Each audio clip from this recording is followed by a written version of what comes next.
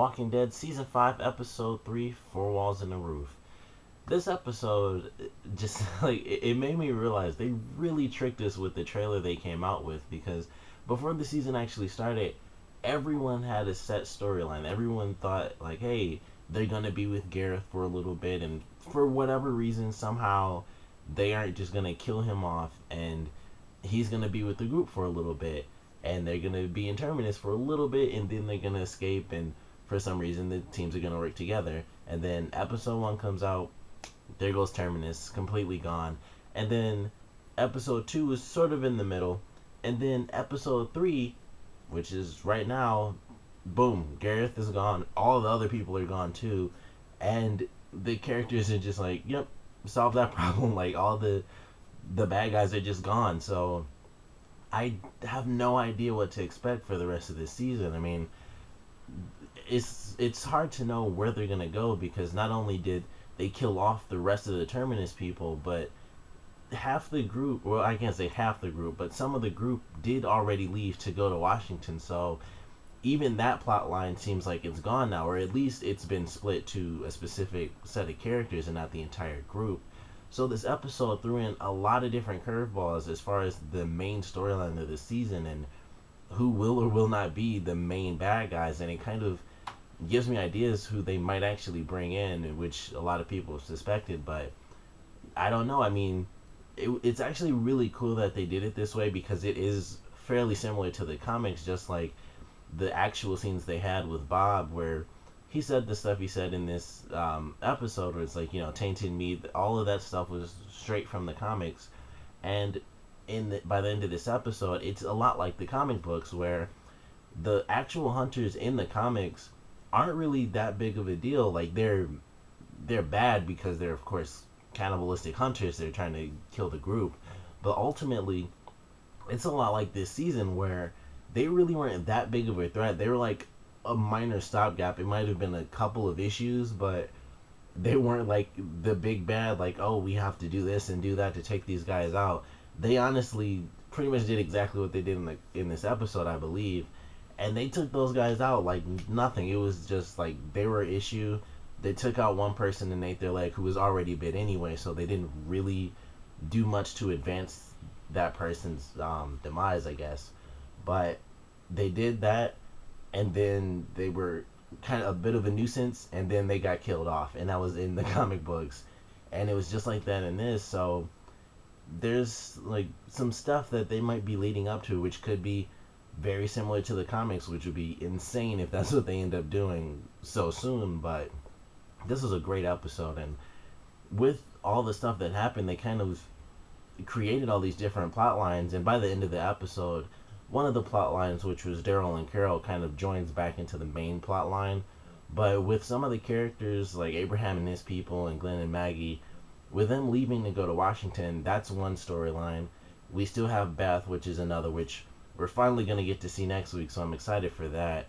And then we have the main group, so it's like 3 separate storylines as to what everyone's going to be doing. And I hope that we do get to see at least a little bit of a focus on the people who left for Washington. I'm sure, you know, Rick being the main character, it's of course going to stick with his side of the group and him being leader and stuff. But I hope we get some episodes down the line this season where it at least splits between the two groups and it's like, this is what Rick and his people are doing. Maybe it'll be after they deal with whatever the next conflict is going to be. Maybe they're going to find Beth, and then after that point it's like, all right, let's head to Washington, and then, you know, it'll sort of split between the two throughout the rest of the season. Like, this is Glenn, Maggie, and Abraham's people in Washington if they get there by that time, and then this is Rick and the rest of the group trying to get to Washington and, you know, rejoin everybody. But I'm excited to see how they do these multiple storylines, and what they did in this episode was definitely great. How they had the characters fight against each other, especially Abraham and Rick. I think my favorite part was when they were gonna leave at night, and Rick was like, "You're not taking that bus," and Abraham says, "Try and stop me." And there was a nice pause. It was like, you know, Rick seemed like he was thinking it over, like, you know what, these people have done a lot to help us out. Maybe there's not a big issue here. You know, I don't want them to leave. We all need to get there. We all need to work together. and he was like he was thinking about it for. It seemed like it was almost 10 seconds. He was just looking down, like, okay.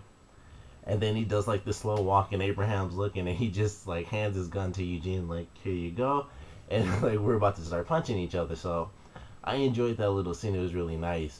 And by the end, when they get Gareth and his people, there's no mercy there. Like Rick, Sasha, and Abraham just destroy these people, and they seriously destroy them, especially Rick with the machete, just like hacking up Gareth. It was really crazy, and it showed a bit of a split between the characters, where it's like Sasha had a really great reason because, of course, the guy she started to fall in love with, he was basically his leg was eaten by these hunters, so she was in like rage mode. Rick has kind of gone back to his old rage mode where he just wants to like slaughter any and all enemies. Abraham was kind of doing it because he's like the tough guy and he was helping out anyway. And Michonne is kind of the same thing. She's like kind of like the second in command as far as Rick's group, like her and Daryl. So it was all of them, and then it's like Glenn and Maggie are kind of just a little bit back, and they were kind of just looking like almost in disgust, like they seemed like they were just shocked by how crazy they were going on these people, and just cutting them up and killing them and stuff. So it was an interesting difference, and Glenn really in this episode, like him stopping Rick and Abraham fighting, it just really showed him trying to stay neutral and trying to really help everybody out. Like, I wouldn't help you, Abraham. We all want to get to Washington, but you know, Daryl and Carol, as well as Beth, we have to wait for our people to come back. And I get that, Rick. So, everyone just relax and realize everything is the right answer. We just have to figure out how to do it all in good time. So it was cool to see that. And I can't wait to see, because I know they aren't just going to ignore the rest of the group going to Washington. So I'm really excited to see how Glenn sort of acts as, I guess, maybe second in command, because it's kind of Abraham's main mission, so he's kind of in charge of, I guess, like the bus group at this point. But he asked for Glenn and Maggie to go because he knows that they're both really strong. So it'll be interesting to see how they sort of challenge his authority, because for the most part, no one else will on that bus. So it'll be cool to see that happen. But I loved this episode. The ending just really threw me for a loop. I can't believe they killed him off. So I have no idea what to even remotely expect for the rest of the season after getting a couple of episodes from Beth. Like, her storyline is the only thing I can really guess. And other than that, I don't know what the main, characters are really going to be doing. They're just there. It'll be interesting to see. But I love this episode. Bob's death, I think, was really well done in this one. I think it was really unique, actually, because I think he was the first character in this show, and it's been 5 seasons, so I could easily be forgetting. But I think he was the first character in this show who actually had one of those moments where he was bitten, and he hid it from everyone. And so we had that sort of slow transition. Like, typically, in this show, when you're bitten, it's like either you're bitten and you instantly die because you got surrounded, or you're bitten and everyone instantly knows, so they either kind of save you by cutting a certain limb off, or they kind of just put you out of your misery. And in this case, it was the slow transition, and it was really nice. It was something I don't think we've had in a while, where we had people who we knew were gonna die, but we at least got to have it be peaceful and calming, where everyone was able to mourn them and kind of say their final words to them and give their last respects before that person died. So I really enjoyed that. I thought it was really good. Tyrese really stepped up when when it came to the end, and Sasha really couldn't handle stabbing Bob in the head. So I enjoyed that, and it showed progress for his character as well, because he was able to really step up. He wasn't really involved since the beginning of the season because of everything that happened. He hasn't really been too involved as far as killing or stabbing or punching anything, really, unless he was forced to do it. So it was a small step, but it was a step for him, and I enjoyed that too. But I enjoyed the way they did it. It really, really sucks to see Bob go. I hated the fact that it was Bob, but it's like, it's with this show being the way it is. It's not like there are just 10 people here and there. They aren't at the prison anymore with all the people that came from the governors camp. So it's not like, oh yeah, kill those people off because I don't give a crap. it's all down to the main cast again, like it initially was. So every single person is really important, and it's like you like I don't want Bob to go, but I couldn't exactly pick someone else to go either. So it was a good way how they did it, but it just sucks to see another character go. It always does, and especially when they're new. And I feel like Bob, he was only in the last season, and then he's already been killed off so early on in this one, so it kind of sucks. But we've had some really great moments with him, and this was a really good and I feel unique way to have a character death. So at least he got that in the end as well. So ultimately, I enjoyed this episode. Of course, comment below, let me know what you guys thought about this one, your favorite parts, your least favorite parts.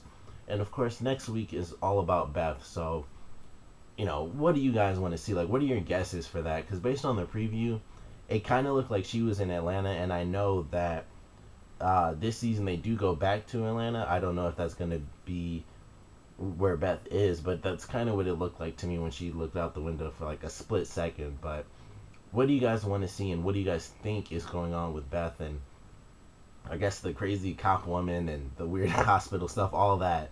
What do you guys think is really going on with her? Comment below, let me know, and thanks for watching.